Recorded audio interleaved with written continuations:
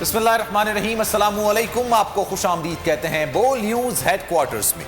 मैं हूं आपके साथ सलमान मिर्जा। मैं हूं शाइस्ता शहजाद और मैं हूं आमना अकरम। ये सब होगा बुलेटिन का हिस्सा, लेकिन आगाज में खबर आपको देंगे। ताशकंद में पाकिस्तान और अफगानिस्तान के दरमियान आला सतह के मुज़ाकरात हुए।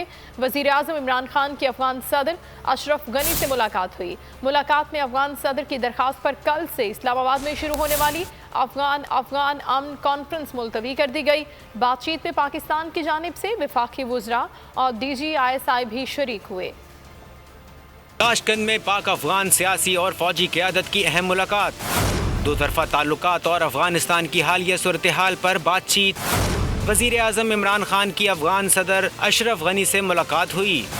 मुलाकात में पाक अफगान ताल्लुकात और खित्ते की सूरत हाल पर गुफ्तगू की गई। बातचीत में अफगानिस्तान की मौजूदा सूरत हाल पर भी गौर किया गया। मुलाकात के दौरान 17 से 19 जुलाई तक इस्लामाबाद में होने वाली अफगान अमन कॉन्फ्रेंस ईद के बाद तक मुलतवी कर दी गई। दफ्तर खारजा के तर्जुमान के मुताबिक कॉन्फ्रेंस की नई तारीखों का ऐलान बाद में किया जाएगा। ज़राए के मुताबिक अफगान सदर का कहना है कि वो कॉन्फ्रेंस में ज़्यादा जामे वफ्द भेजना चाहते हैं और ज़्यादा तैयारी के साथ शरीक होना चाहते हैं। कॉन्फ्रेंस में अफगान क़यादत समेत 30 से ज़ायद रहनुमाओं को मदऊ किया गया था। वज़ीर आज़म की अफगान सदर के साथ मुलाकात के बाद वफूद के सतह पर मुज़ाकरात हुए, जिसमें DGISI लेफ्टिनेंट जनरल फैज़ हमीद ने भी शिरकत की।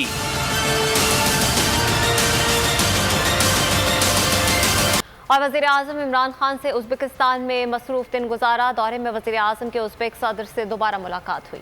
अफगान सदर अशरफ गनी से भी मिले। जनूबी और वस्ती एशियाई ममालिक की कॉन्फ्रेंस से खिताब किया। पाकिस्तान की इलाकाई तरक्की के लिए पॉलिसी और ताउन का खुसूसी जिक्र किया।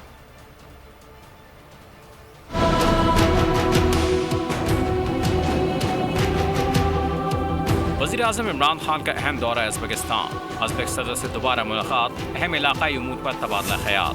वफाकी वज़ीर इत्तलात तब्बात चौधरी कहते हैं, गुज़िश्ता रोज़ वज़ीर आज़म और उज़्बेक सदर शौकत मिर्ज़ियोफ ने ताशकंद से गवादा तक ट्रेन सर्विस और कराची से ताशकंद तक बज़रिया सड़क तिजारत का निज़ाम कायम करने की ख्वाहिश जाहिर की। वज़ीर आज़म के अफगान सदर और दीगर सरबराहान से मुलाकातें भी हुईं। वज़ीर आज़म ने central and south Asia regional connectivity conference से खिताब किया। उनका कहना था कि पाकिस्तान खित्ते की तरक्की के लिए अमन का ख्वाह है। वज़ीर आज़म समरकंद और बुखारा का दौरा भी करेंगे। वो आज इस्लामाबाद के लिए वापस रवाना हो जाएंगे।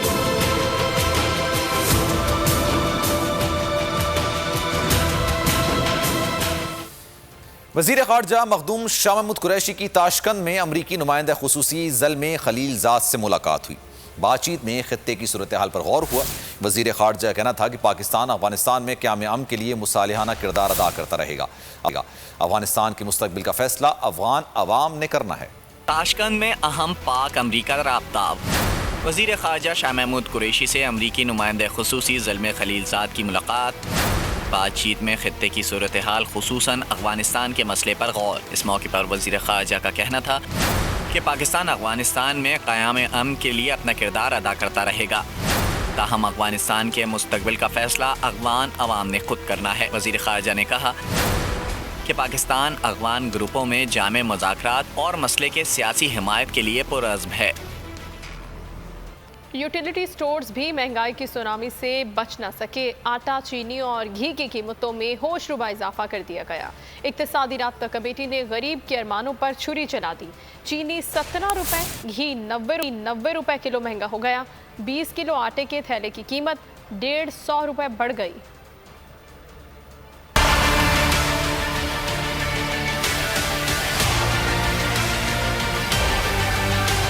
बड़ी ईद से कबल गरीब के अरमानों पर छुरी चल गई। मुल्क में महंगाई का सुनामी शिद्दत पकड़ गया। यूटिलिटी स्टोर्स भी तूफानी लहरों की लपेट में आ गए। यूटिलिटी स्टोर्स पर आटा, चीनी कुछ सस्ता नहीं मिलेगा। इक़्तिसादी राब्ता कमेटी ने गरीब पर बिजली गिराने की मंजूरी दे दी। 1 किलो चीनी लेना है तो अब 68 नहीं 85 रुपए ढीले करना होंगे। आटा महंगा करके आवाम को महंगाई का चांटा जड़ दिया गया।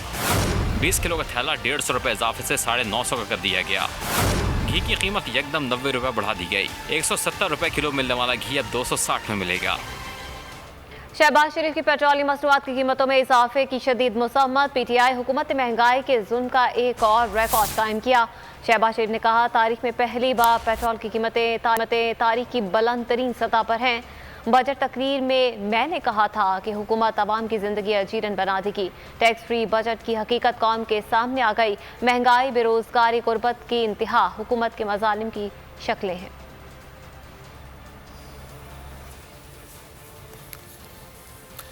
वजीर आजम भारत की आंखों में आंखें डालकर बात कर रहे हैं। नवाज शरीफ ने हजारों मुसलमानों के कातिल मोदी को शादी पर बुलाया था।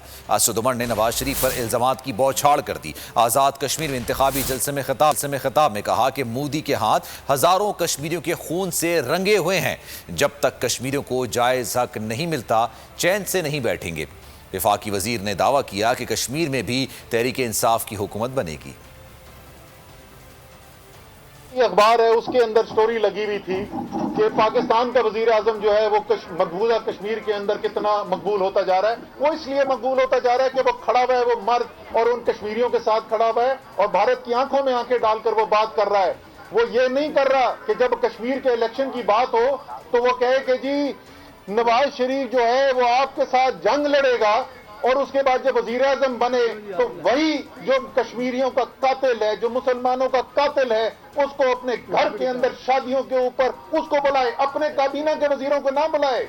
लेकिन नवाज शरीफ अपने घर के अंदर होती हुई शादी के अंदर नरेंद्र मोदी को बुलाए, उस मोदी को जिसके हाथ हजारों मुसलमानों के खून से रंगे हुए हैं। जब तक कश्मीर के अवाम का जायज हक उनको नहीं मिल जाता उस वक्त तक ये रिश्ता, ये जो कहते हैं नॉर्मलाइज हो जाए कि वो जी बस छोड़ो जी, क्या कहते हैं जी पंजाबी के अंदर मट्टी पाओ, कभी भी मट्टी नहीं पाएंगे।